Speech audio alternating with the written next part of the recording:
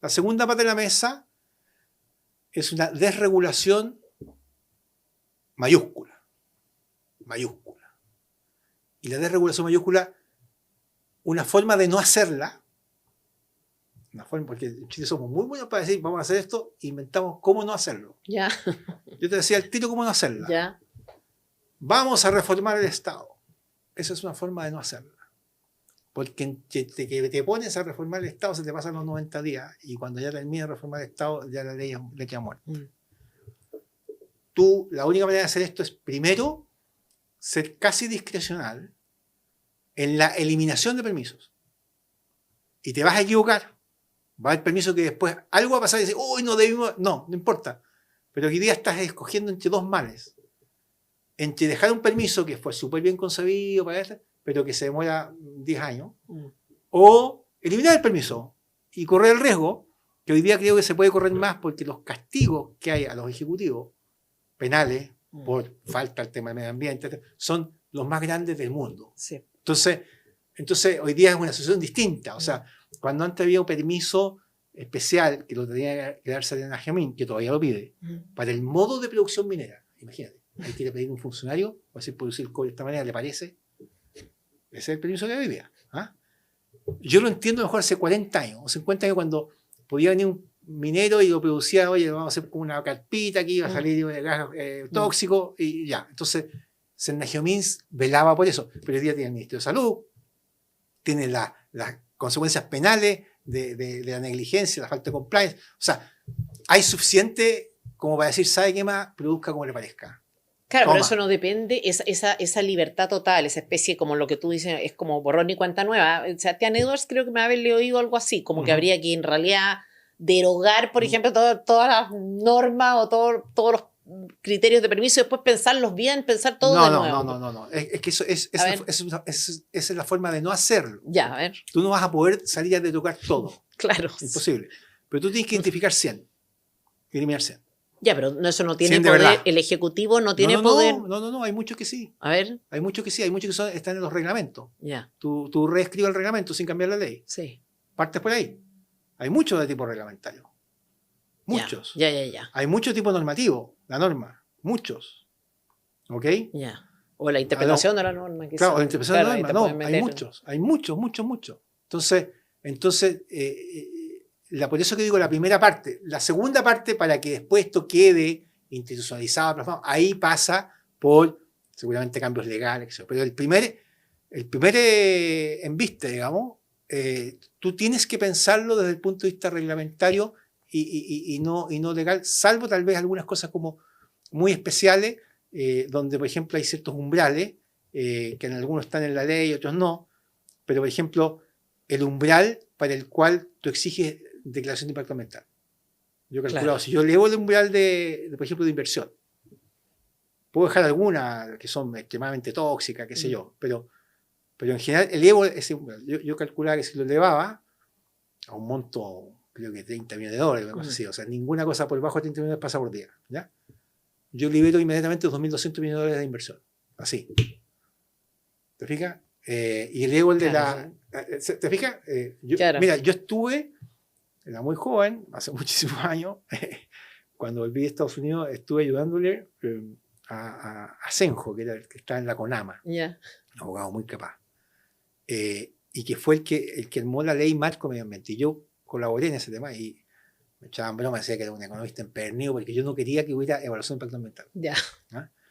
Y que todo el mundo se hace, no sé qué, ok. Y me dijeron después, oye Jorge, tú que eres economista empedernido, te tengo una muy buena noticia. No, me dijo Asenjo, a otra persona. Vamos a hacer una cosa que se llama la DIA. Y la DIA tiene una cosa muy buena. Sencillamente tú declaras, para los proyectos menores de cierto nivel, etc., tú declaras que cumple la normativa, etc., y declaración jurada, y lo haces. Y después si faltas, ahí te llega, pero tú lo haces. Entonces la DIA es 30 días. Así partió la DIA. Hoy día la DIA demora más de un año y medio. Porque se la tomaron los grupos de presión, los consultores, todos los que ganan con la DIA. Sí. Pero la DIA está originalmente concebida en esos términos. Entonces tú vas al marco legal, al marco interpretativo, y tú puedes hacer muchas cosas. Ya. Muchas que no cosas. implica el Congreso, que también es otro problema de los candidatos, que proponen cosas que en el fondo no dependen de ellos o pretenden llegar a instalar una agenda legislativa que ahí puede, como dices tú, o sea, pasan y pasan meses. Esa es la segunda pata. Ya. Primera pata, seguridad. Segunda pata, regulación. ¿Sí? Tercera pata, impuestos. Esa sí requiere ley. ¿Sí? Y es una baja significativa de impuestos. Yo creo que como meta es volver al 17% en 4 años. ¿Ah? Y ahí una idea que le estoy dando vuelta, y todas estas ideas, todo esto, si no sale Carter, yo se voy a poner a quien sea el candidato de Chile Vamos y después a quien sea el candidato de segunda vuelta en la derecha. Y si es de izquierda también, si alguien se interesa, después estamos trabajando para Chile. La segunda es tributaria, pero la tributaria, además de bajar el impuesto, la estoy pensando con una variante que cada vez me convence más. Hemos hecho una serie de reformas que son irreversibles, porque esas son políticamente irreversibles, en tema laboral. Las indemnizaciones por año de servicio, que son 10 años, que hace mucho tiempo, pero se puso el seguro de desempleo y no se redujeron. La judicialización del despido, las 40 horas. Etcétera, ¿Eso es reversible, perdón? No, es irreversible. Irreversible. Políticamente. Políticamente. Entonces, pero tú cuando tienes es una distorsión. ¿Sí? Cuando tú tienes una distorsión en la economía, hay una teoría económica que es muy antigua, se llama la teoría del segundo mejor, que te enseña que entonces tú tienes que probablemente hacer otras medidas que no son leyes parejas. Ya. Siempre a los economistas nos gustan las leyes parejas, hacer parejo, todo parejo. Pero cuando hay una distorsión en un sector, puede ser que el segundo mejor no tenga que ser parejo. Entonces una cosa que estoy estudiando es que una parte de la rebaja tributaria sea directamente, no bajar la base, que se ocupe como pago de impuestos, suponte calcular el exceso de costo laboral, 5, 6, 7%, y tú el 6, 7% de tu planilla, que sea formal, porque vamos a usar los datos, tú lo acreditas como pago de impuestos. Entonces el que contrata mucho, que es el más dañado por eso, en realidad le va a costar 5, 6, 7% menos, que lo acredita como pago de impuestos. Que es equivalente a... Entonces no se baja parejo. Ya, claro. Tú estás contratando más y por lo tanto estás soportando un crédito en mayor medida. Y eso te sirve mucho también para cierta inversión extranjera, como data center, que son muy intensivos en gente. Si tú quieres ir y demostrar no solo que tiene ese impuesto baja ahora, sino que además especialmente baja a los grandes empleadores de mano de obra. El número que te di es súper así calculado, hay que calcularlo bien. Yo te voy a preguntar por la indemnización por año de servicio, que es una obsesión mía. Entonces, esa es la tercera pata. O sea, tenemos la pata de seguridad. Seguridad en sí tiene influencia económica directa, tú sabes. Hoy día a mí me dan un dato, yo lo calculé. Me dijeron, mira, en el sur estamos gastando tanto dinero y cuánto venden, tanto. Y entonces yo calculé cuánto eso es costo de impuestos al fondo. Y tranquilamente 3-4% más de puntos de impuestos. Impresionante. Impresionante. O sea, no tenemos que hacer el 27, no tenemos que hacer el 32. ¿Ah? ¿Eso en el sur o en general? En el sur en particular. Ya. En general divide por 2, ya, menos. Pero en el norte igual. En el norte ahí está como el Far West, saltan los camiones con cobre, los trenes con cobre, en fin. Entonces, la seguridad en sí es parte de la política económica, por decirlo así. Entonces, seguridad, primera pata, segunda pata, la desregulación, tercera pata, el tema tributario. Y la última, el ajuste fiscal.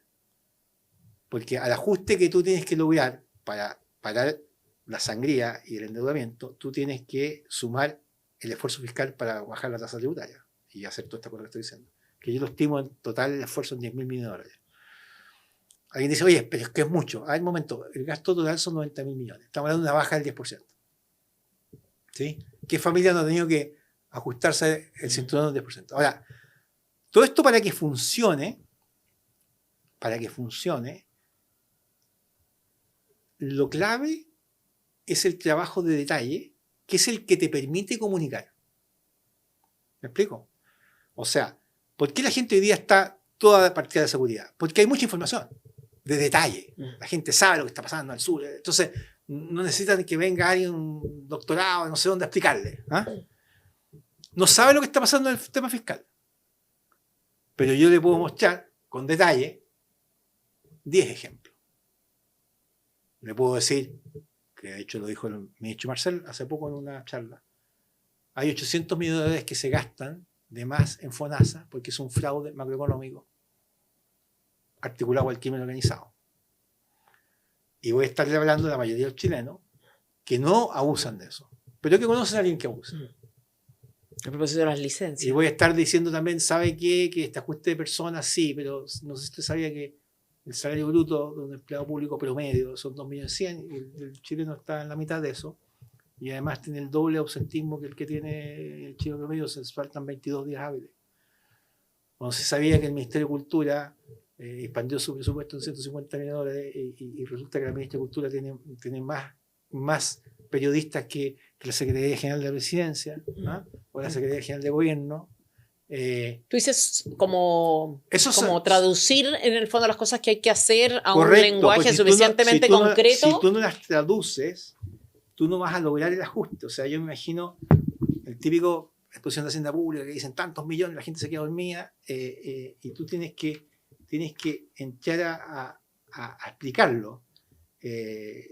Porque mira, tú hablas con muchos ministros, exministros, y dicen muy difícil bajar el gasto. Olvídate, estás loco, Jorge. Entonces, la candidata Matei habló también de volver al 17, pero en 10 años. En 10 años claro, no significa nada. Pero cuando uno dice, oye, mira, aquí está el dato corregido. El empleado público gana en promedio 2,1 millones de pesos líquidos al mes. Líquido. Se compara con 1 millón del trabajador promedio de Chile. Entonces tú estás hablando a la mayoría del chileno, diciendo, mira, estoy reduciendo gente en el sector público. Y un mes del año no lo trabajan solo por licencias médicas. Son 22 días de licencia al año promedio. Eso significa que hay un grupo, un 10-15% que se pasa 6 meses sí, sí. O más.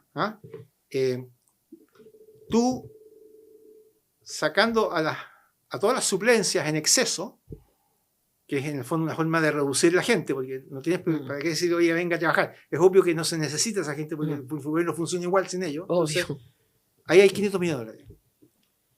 En las licencias falsas que tú las puedes comprar, cualquier persona puede comprar licencia y están en internet.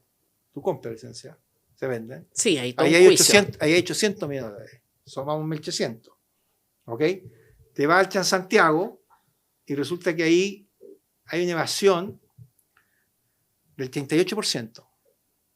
Hay un paper que salió hace poco de Transport Reviews, un paper en una revista internacional académica de la Universidad de Australia, que el año 2018, el paper es de 2018, cuando la evasión era 28%, hoy día es 38%, señalaban en un dato al pie, lo puedo mostrar, dice, este país tiene la tasa de evasión del transporte público más alta del mundo. Qué atroz, ya. Yo pongo un equipo Swatch, Swatch, destinado a eso, y el señor lo bajan de la micro, 3-4 personas que sean capaces de bajarlo, porque nadie más se da a atrever, y dice, usted tiene CAE, sacó el CAE. Usted tiene un subsidio, sacó el subsidio. Y tú le vas a explicar eso a la gente, porque el 60% de los chilenos no evade.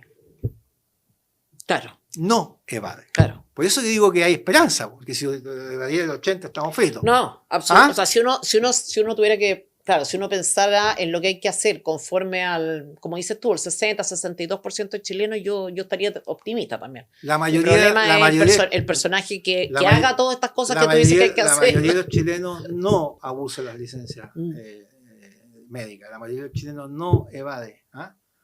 La mayoría de los chilenos no tiene nada que ver con lo que está haciendo el Ministerio de Cultura, que gasta 450 millones de dólares, que es el que más ha aumentado su dotación desde marzo del 2022.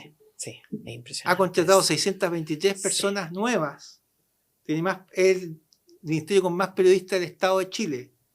161 periodistas. ¿Eso en el Ministerio de Cultura? Sí, señor. 161 periodistas. Tiene más asesores comunicacionales que el propio presidente. Es el cuarto ministerio con mayor ausentismo laboral. 25 días hábiles al año. Trabajan 10 meses al año. Entonces yo explico todo eso por cadena nacional. Claro. Que yo voy a hacer 1.800, pero que lo explique el Sería ministro. En vez de hablar del déficit y que la deuda, no. Claro. Yo explico eso y digo que ese día en la tarde se está mandando un proyecto al Congreso en que ese ministerio se vive por 4 en gasto. Y ahí va a ser un proyecto porque hay una ley orgánica, hay una distribución. Claro, o sea, le quita legitimidad social y entonces, en el fondo a las demandas minuto, de estas personas. Exactamente, y en ese minuto te aseguro que hay una encuesta el otro día que muestra que el 70% está de acuerdo. Obvio. Y a ver si los parlamentarios me votan en contra. Pero para eso hay que hacer esta pega. Hay que hacer esa pega y hay que hacer otra pega, que claro, estar dispuesto. Y a propósito de ministro Hacienda. Y ahí están las 4 patas. Seguridad, desregulación, baja de impuestos, ajuste fiscal. Esas son. Acuérdate, yo me acuerdo, bueno, después, pero ponte tú, José Antonio Kast, que había hablado de cerrar el Ministerio de la Mujer, ya que era una norma un poco más audaz, si uno quiere, ¿no? Escandalera en la segunda vuelta presidencial, la primera la haya ganado, no sé qué, nos retractamos inmediatamente. Entonces tú ves un poco este tipo de cosas cuando son ideas, digamos, que son perfectamente justificables y razonables. Tú empiezas, nosotros hemos hecho acá el trabajo, por ejemplo, de ver los ministerios, y tú ves la cantidad de gasto en la mayor parte del gasto se va en, no sé, en funcionarios, de repente unos números, ya el Ministerio de Cultura es genial, porque ya es como uno que ni siquiera debería existir, ¿no es cierto? Los candidatos se retractan de este tipo de cosas. Pero ahí es donde está el trabajo de detalle. Porque tenéis que saberlo, claro, tenéis que ser capaz. Si tú dices, vamos a eliminar el Ministerio de Cultura, te da el pésimo. Claro. Porque la gente dice, oye, la cultura es súper importante, como un gobierno inculto. Claro. Tú no dices eso, no lo elimines, pero di todos estos excesos de gasto. Claro. Y con eso basta, ahí te va a salvar 200 millones de dólares. Ahora, no es fácil juntar 10.000, ¿eh? Te he hablado de 800, por un lado, te he hablado de 500, por eso son 23, te he hablado de 350 de evasión, pero no se puede reducir todo, ponte que sea la mitad, ahí hay 200 más, son 1.500, te he hablado de esto, que pueden ser 200 más. Vamos pero una disposición. Mira, un gran esfuerzo de detalle te lleva a 2.000, 2.500, pero después hay que hacer trabajos mucho más serios, que son los que hay que enfrentar. No es llegar y bajar esto. Y en particular hay 2 gastos muy grandes que crecen sin límite, que es salud y educación. Si tú dejases esos crecimientos constantes y el ajuste lo hicieras en los demás sectores, tendrían que bajar el 40%. Entonces, tú no resuelves esto sin entrar a salud y educación. ¿Ah? Por lo tanto... Ahora, el gasto de salud, hay un porcentaje enorme a propósito de las licencias. Bueno, ahí tienes. Claro, de los 2.000 millones de dólares, FONASA se gasta 2.000 millones de dólares en licencia y 800 son exceso de licencia. Y está calculado súper fácil. Tú calculas licencia por beneficiario, ¿sí? De las ISAPRE, que tienen los contralores médicos, y sacas la misma tasa en las FONASA, que tiene el COMPIN y los sucesos, y llega a la conclusión que al COMPIN y los sucesos se le pasan 800 millones de dólares, que a la ISAPRE no se le pasan. Se estaba tramitando, creo que está por promulgarse una ley a propósito de las licencias médicas, pero abordaba el tema, claro, porque uno en el caso de la gente que compra una licencia médica directamente falsa, y otra es esta especie de laxitud que hay en el ambiente, y esta ley no aborda, no establece ninguna sanción, por ejemplo, para el usuario, para el que usa mal. Es verdad que hay un tema práctico también de cómo perseguir esto. Es mucho más fácil agarrar, ¿no es cierto?, a los médicos, las instituciones, lo que sea, cuando tú estás tratando de frenar las licencias, que perseguir persona por persona, que eventualmente... Pero hay una mentalidad también detrás de eso. Hay una falta de responsabilidad. Yo he ido muchas veces al médico y te dicen, ¿querés que te dé licencia? Así como de algo que tengo en realidad. No es que me esté vendiendo una licencia, sino que, bueno, claro, te guinzaste, ¿querés que te dé? Como hay problemas en la ley también. Sí. Por ejemplo, los 3 primeros días de licencia te los pagas tú mismo. Sí. ¿Sí? Y los 10 primeros días te descuentan los primeros checks como si fueran un deducible. Pero si te dan 11 o más, entonces los pagan todos. Entonces el promedio de licencia siempre es 11. 11 días. Ya, pero te fijas ahí. Justo. Casual. Sorprendente. ¿Ah? ¿Te fijas?